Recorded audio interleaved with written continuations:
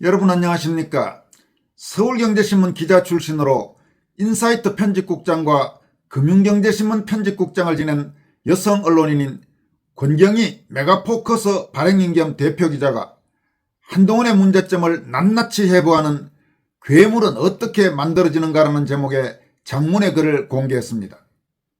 권경희 대표는 국민의힘 당원 게시판 여론조작 게이트와 관련해 만약 당계와 언론 정폭의 경로가 입증된다면 이 사건의 성격은 당내 윤리 문제가 아니라 권력형 여론조작 사건으로 확정된다면서 드루킹은 외부 세력이었지만 한동훈은 당대표였기 때문에 드루킹보다 당계 사건이 더 악질적일 수 있다고 역설했습니다. 이어서 한동훈을 대한민국 검찰 시스템이 만들어낸 괴물이라고 규정하면서 은인을 배신하는 것도 모자라 익명 뒤에 숨어서 걸레짝 운운하는 저급한 언어로 비방하고 들키면 증거를 인멸하는 인간. 이것이 서울대 법대 출신의 대한민국 검사와 법무장관을 지낸 자의 실체라고 비판했습니다. 권 대표는 또 2명의 보수 대통령과 정몽구, 최태원, 이재용 등 여러 재벌 총수들, 양성태 전 대법원장을 무리한 수사로 구속 기소하거나 수사 지휘한 한동훈이지만 그 자신을 견제할 시스템은 없었다면서 이런 자에게 적폐청산이라는 칼을 쥐어주고 박수를 쳐준 언론과 사회의 문제도 컸다고 지적했습니다. 그러면서 당원 게시판에 저급한 글들, 가족에게 책임을 전가하는 비겁함, 새벽에 증거를 삭제하는 졸렬함, 이 모든 것이 보여주는 것은 결국 하나다라면서 검찰에 칼을 든 자는 그 칼에 찔릴 준비도 되어 있어야 한다. 한동훈은 준비가 되어 있는가? 역사는 지켜보고 있다라고 강조했습니다. 권경희 대표는 먼저 한 문장이 드러낸 민낯이라는 소제목 아래 다음과 같이 밝혔습니다. 건의는 개목줄 채워서 가둬 놔야 돼. 윤석열은 알코올성 치매 같고 김건희는 걸레짝 같습니다. 이 문장들의 저자로 지목된 인물의 이력을 나열해보자.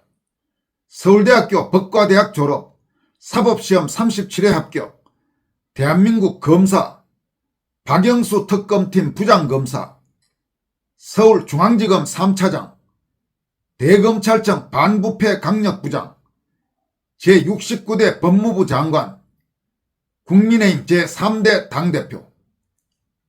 만약 이 글들이 정말 그 또는 그의 가족에 의해 작성된 것이라면 우리는 묻지 않을 수 없다. 대한민국 최고 엘리트 코스를 밟은 인물이 어떻게 익명의 그늘에서 이토록 저급한 언어를 구사하게 되었는가? 그리고 더 본질적인 질문. 이러한 인물이 20여 년간 검찰 권력의 핵심에서 대통령들을 기소하고 재벌 총수들을 구속하며 이 나라의 정의를 심판해 왔다면 그 정의의 실체는 과연 무엇이었던가? 권 대표는 이어서 배은망덕의 해부학 이런 소제목 아래 다음과 같이 이어갑니다. 한동훈이라는 정치적 존재는 윤석열 대통령의 발탁 없이는 설명이 불가능하다. 윤석열 정부 출범과 함께 법무부 장관이 되었고 당대표까지 올랐다. 검사 시절부터 함께했고 정권 창출의 동지였으며 대통령이 직접 중용한 인물이었다. 그런데 당원 게시판에서 발견된 글들을 보면 자신에게 법무부 장관직을 당대표직을 안겨준 대통령 부부를 향해 개목줄, 걸레짝, 좌파의 트로이 목마라는 표현이 쏟아졌다. 공개적으로는 충성을 맹세하면서 익명의 뒤에서는 저주를 퍼부은 것이다. 물론 한동훈 측은 가족이 쓴 것이라고 해명했다. 하지만 당무감사의 조사 결과에 따르면 휴대전화 번호 뒷자리, 선거구 정보, 동일 IP 등을 종합 대조한 결과 한동훈 명의 계정이 한동훈 전 대표 본인으로 확인되었다. 더욱이 2024년 11월 6일 새벽 문제가 불거지자 한동훈 명의 글 650건 중 99.4%인 646건, 진은정 명의 글 160건 전부가 삭제되었다. 증거인멸의 정황이다. 검사 출신답게 증거를 다루는 법을 잘 알고 있었던 것일까? 은인을 배신하는 것도 모자라 익명 뒤에 숨어 저급한 언어로 비방하고 들키면 증거를 인멸하는 인간. 이것이 대한민국 법무부 장관을 지낸 자의 실체다. 이어서 가족이 했다 한 인간의 밑바닥, 이런 소제목 아래 다음과 같이 밝히고 있습니다. 이 사태에서 가장 추악한 장면은 따로 있다. 처음에 한동훈은 당원 게시판에 가입한 적이 없다, 73년생이 아니다라며 발뺌했다. 그러나 정황이 드러나자 가족이 한 일이라고 시인했다. 1년이 넘도록 부인하다가 더 이상 버틸 수 없게 되자 가족을 방패막이로 내세운 것이다. 이것이 어떤 의미인지 생각해보자. 자신의 부인, 장인, 장모, 딸, 어머니 5명의 가족을 여론조작범의 자리에 앉힌 것이다.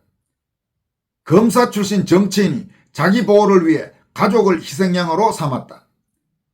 그것도 공개적으로 전 국민이 보는 앞에서. 장해찬 여의도연구원 부원장의 말을 빌리면 이 정도면 부끄러워서 정계 은퇴를 해야 할 문제다. 이준석 개혁신당 대표는 더 직설적이었다. 이준석은 찌질 그리고 덧붙였다. 허위사실로 남을 공격하는 것에 더해 표현조차 딱 술 한잔 걸친 교양 없는 사람이 쓸만한 내용이라 거부감이 든다고 말했다. 서울대 법대 출신, 대한민국 검사, 법무부 장관을 역임한 인물의 언어 수준이 술 한잔 걸친 교양 없는 사람 수준이란 것, 이것이 대한민국 엘리트의 민낯이다. 권경희 대표는 또 칼잡이의 궤적, 그 칼은 누구를 향했나, 이런 소제목 아래 다음과 같이 소개합니다. 한동훈의 주요 수사 이력을 돌아보자. 2003년 SK그룹 부당거래 분식회계 사건으로 최태원 회장을 구속시켰다. 2006년 현대차그룹 비자금 사건으로 정몽구 회장을 구속시켰다. 2017년 박근혜 최순실 게이트를 수사하며 이재용 부회장을 구속 기소했다. 박영수 특검팀 부장검사로서 경제공동체와 묵시적 청탁이라는 법률을 만들어 박근혜 대통령의 탄핵과 구속을 이끌어냈다. 2018년 서울중앙지검 3차장으로서 이명박 전 대통령 구속을 지휘했다. 같은 해 양승태 전 대법원장을 구속시켰다. 화려하다. 2명의 전직 대통령 구속에 관여하고 재벌 총수들을 줄줄이 법정에 세웠으며 대법원장까지 구속했다. 칼잡이라는 별명이 붙을만 했다. 그러나 결과는 어땠는가? 사법농단 수사의 경우 검찰은 특수부 검사 수십 명을 투입해 법관 14명을 기소했지만 유죄를 선고받은 이는 단 2명뿐이다. 삼성 바이오로직스 분식회계 수사는 8개월간 별건털이라는 비판을 받으며 표류하다 결국 수사심의위에서 불기소 권고를 받았다. 무리한 수사, 무리한 기소, 그리고 무죄 판결의 연속. 검찰 출신 한 변호사는 이렇게 지적했다. 수사를 부실하게 했던가 아니면 무리하게 수사했던가 둘 중 하나다. 문제는 이 무리한 수사의 대가를 대한민국 전체가 치렀다는 것이다. 이어서 잃어버린 20년, 검찰 칼날이 베어버린 것들, 이런 소제목 아래 다음과 같이 밝힙니다. 한동훈이 휘두른 검찰의 칼이 이 나라에 남긴 것은 무엇인가? 냉정하게 따져보자. 재벌 총수들의 능력, 그리고 글로벌 경쟁력의 추락. 최태원, 정몽구, 이재용, 대한민국을 먹여 살리는 기업들의 수장들이 줄줄이 검찰에 끌려가 포성줄에 묶이는 장면이 전 세계에 생중계되었다. 기업하기 좋은 나라는커녕 기업인 잡아가는 나라라는 오명이 붙었다. 그 사이 세계는 어떻게 변했는가? 중국의 화웨이, BYD가 급성장했고 대만의 TSMC가 반도체 패권을 쥐었다. 한국 기업들이 검찰 수사에 시달리며 경영에 집중하지 못하는 동안 글로벌 경쟁자들은 거침없이 치고 나갔다. 이재용 삼성 회장이 법정을 오가며 경영 공백이 생긴 그 시간 삼성은 파운드리 시장에서 TSMC에 추월당했다. 정몽구 회장이 구속된 후 현대차가 겪은 혼란의 시간 테슬라와 중국 전기차가 약진했다. 한동훈의 칼날이 기업 총수의 목을 겨누는 동안 대한민국의 미래 먹거리가 하나씩 빼앗겼다. 권경희 대표는 또 박근혜 탄핵 그리고 보수의 몰락, 이런 소제목 아래서는 다음과 같이 밝히고 있습니다. 2016년 촛불 2017년 탄핵, 그 중심에 한동훈이 있었다. 그는 박영수 특검팀 부장검사로서 경제공동체와 묵시적 청탁이라는 전례 없는 법리를 만들어 박근혜 대통령을 탄핵과 구속으로 이끌었다. 그 결과는 문재인 정부 5년이었다. 소득주도 성장이라는 실험으로 자영업이 무너졌다.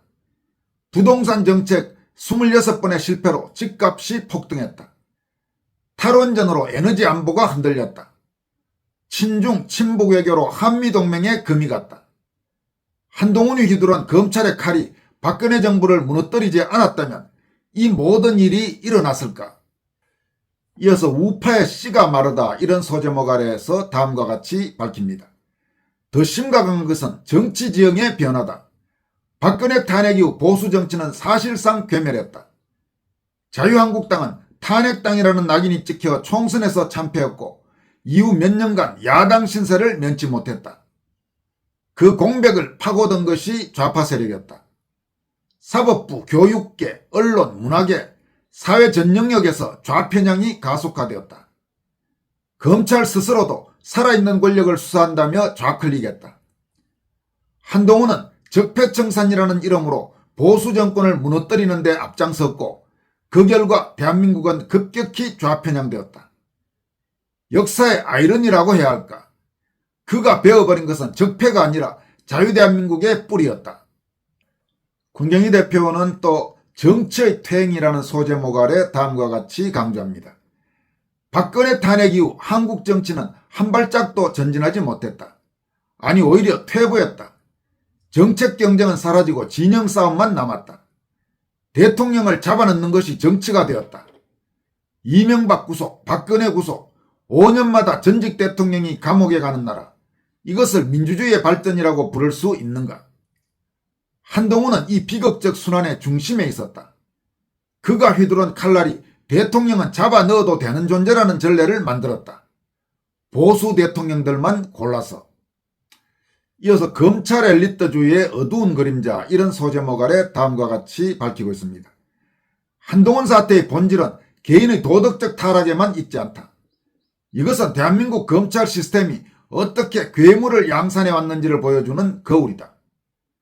검찰은 기소독점주의와 기소편의주의라는 막강한 권한을 가진다. 누구를 기소하고 누구를 불기소할지, 어떤 혐의로 얼마나 구형할지를 검사가 결정한다. 이 권력에는 실질적인 견제가 없다. 이런 시스템에서 검사들은 자신이 정의의 사도라는 자기 확신에 빠지기 쉽다. 자신이 기소하면 유죄이고 자신이 수사하면 진실이라는 오만, 법 위에 군림하는 법의 수호자라는 역설. 한동훈은 이 시스템이 배출한 전형적인 엘리트다. 서울대 법대 사시 37회 대검 중수부 특검팀 검찰 권력의 핵심을 거쳐왔다. 그 과정에서 그는 어떤 인물로 성장했는가? 당원 게시판의 글들이 그 답을 보여준다. 익명의 뒤에 숨어 개목줄, 걸레짝 같은 표현을 쓰는 사람, 들키면 가족이 했다고 책임을 전가하는 사람, 증거가 나오면 새벽에 삭제하는 사람. 이호선 당무감사위원장의 표현을 빌리면 정원사가 직접 정원에 인조잔디를 깔아버린 격이다. 공론장을 관리해야 할 당대표가 그 공론장을 사유하고 조작했다. 군경희 대표는 또 드루킹을 넘어서 이런 소제목 아래 다음과 같이 밝힙니다. 이번 사태를 단순한 당내 논란으로 치부해서는 안 된다. 드루킹 사건을 떠올려보자. 댓글 조작으로 여론을 왜곡한 사건이었다. 그 사건의 핵심은 댓글 자체가 아니라 그 댓글이 어떻게 언론과 정치를 움직였는지였다. 당원 게시판 사태도 마찬가지다. 당무감사위에 따르면 1428건의 글이 단 2개 IP에서 작성되었다. 하루 3회로 제한된 댓글 규정을 5명의 가족 명의를 동원해 무력화했다. 욕설과 막말이 116건, 도배글이 468회에 달했다. 그리고 이 글들이 외부 언론으로 확대 재생산되었을 가능성이 제기된다. 핵심 질문은 이것이다. 당원 게시판 글들을 기자들과 정치 스피커들은 어떻게 알게 되었는가? 당원 게시판은 원칙적으로 당원만 접근 가능한 폐쇄 공간이다. 외부 언론이 실시간으로 논점과 문구까지 그대로 인용했다면 그것은 우연으로 설명될 수 없다. 이준석 대표의 표현대로 여의도 문법이 싫다고 일부 친한 기자를 통해 여론을 조장하는 서초동 문법이 작동한 것은 아닌가.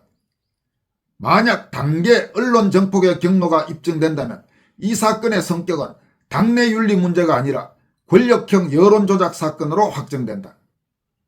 당대표보다 더 악질적일 수 있다. 드루킹은 외부 세력이었지만 한동훈은 당대표였기 때문이다. 군경희 대표는 이어서 왜 이런 인물이 가능했는가라면서 한동훈이라는 현상을 이해하려면 대한민국 엘리트 사회의 구조적 문제를 직시해야 한다. 먼저 능력 만능주의의 함정. 서울대, 사시, 검사 이 스펙은 능력 있는 사람으로 인정받기에 충분했다. 하지만 능력과 인격은 별개다. 법조문을 잘 외우고 수사기법에 능하다고 해서 그 사람이 도덕적으로 성숙한 것은 아니다. 우리 사회는 너무 오랫동안 스펙을 인격의 증명서로 착각해왔다. 두 번째, 권력의 부패. 절대 권력은 절대 부패한다. 검찰 권력은 거의 절대에 가깝다. 기소 여부를 결정하고 수사 방향을 정하며 언론에 정보를 흘릴 수 있다. 이 권력을 오래 행사하면 자기 자신이 법 위에 있다는 착각에 빠진다. 내가 하면 정의고 남이 하면 범죄라는 이중잣대. 셋째, 견제 시스템의 부재. 한동훈은 소위 적폐청산에 선봉했었다. 전직 대통령들을 구속하고 재벌 총수들을 기소했다. 그러나 그 자신을 견제할 시스템은 없었다. 검찰 내부의 자정 기능도 외부의 감시 기능도 제대로 작동하지 않았다. 그 결과 우리는 지금 전직 대통령 구속을 지휘한 검사가 익명 게시판에서 걸레짝 운운하는 글을 쓰고 들키면 가족 탓을 하며 증거는 삭제하는 광경을 목도하고 있다. 권 대표는 이어서 누가 이 괴물을 만들었나 라는 소제목 아래 다음과 같이 이어갑니다. 한동훈 개인을 욕하는 것은 쉽다. 그러나 그것만으로는 아무것도 해결되지 않는다. 진짜 질문은 이것이다. 왜 우리 사회는 이런 인물을 20년간 권력의 핵심에 두었는가? 당원 게시판에 걸레짝 같은 표현을 쓰는 사람이 법무부 장관이 되고 당대표가 되는 나라. 들키면 가족에게 책임을 전가해도 별 탈 없이 넘어가는 나라. 자신을 장관으로 당대표로 발탁해준 대통령을 익명으로 비방하는 나라. 이것은 한동훈 한 사람의 문제가 아니다. 이것은 대한민국 검찰 시스템의 문제이고 엘리트 충원 시스템의 문제이며 권력 견제 시스템의 문제다. 그리고 무엇보다 이러한 인물에게 적폐청산이라는 칼을 쥐어주고 박수 쳐준 언론과 사회의 문제다. 이어서 정의는 어디에 이런 소제목 아래 다음과 같이 밝히고 있습니다. 한동훈은 자신이 수사한 피의자들에게 늘 이렇게 말했을 것이다. 법 앞에 평등합니다. 누구라도 법을 어기면 처벌받습니다. 이제 그 말이 그 자신에게 돌아왔다. 윤리위원회는 제명을 의결했다. 최고위원회 의결을 거쳐 확정되면 한동훈은 당적을 박탈당한다. 그러나 이것은 시작에 불과하다. 윤리위 결정문이 권고한 대로 수사 의뢰가 이루어져야 한다. 진실이 밝혀져야 한다. 왜냐하면 정의는 선택적이어서는 안 되기 때문이다. 전직 대통령을 구속시킬 수 있었던 검찰이라면 전직 법무부 장관도 수사할 수 있어야 한다. 적폐청산의 칼날을 휘둘렀던 사람이라면 그 칼날이 자신을 향할 때도 받아들여야 한다. 그것이 법치이고 그것이 정의다. 군경희 대표는 마지막으로 역사의 심판 앞에서 이런 소제목 아래 다음과 같이 장문의 글을 마무리합니다. 한동훈이 휘두른 칼날은 결국 자기 자신에게 돌아왔다. 그러나 그것으로 끝이 아니다.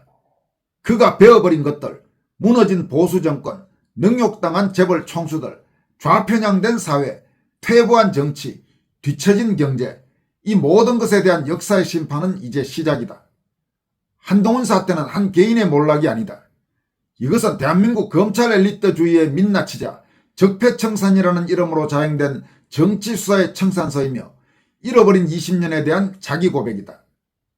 당원 게시판에 저급한 글들, 가족에게 책임을 전가하는 비겁함, 새벽에 증거를 삭제하는 졸렬함, 이 모든 것이 보여주는 것은 결국 하나다. 검찰의 칼을 든 자는 그 칼에 찔릴 준비도 되어 있어야 한다. 한동훈은 준비가 되어 있는가? 역사는 지켜보고 있다. 여러분, 상당히 장문의 글이지만 한동훈과 관련돼서 정말 아주 낱낱이 해부한 글이라고 할 수 있습니다. 그래서 상당히 긴 글이지만 여러분들에게 소개해 드렸습니다. 지금까지 권순할TV였습니다. 고맙습니다.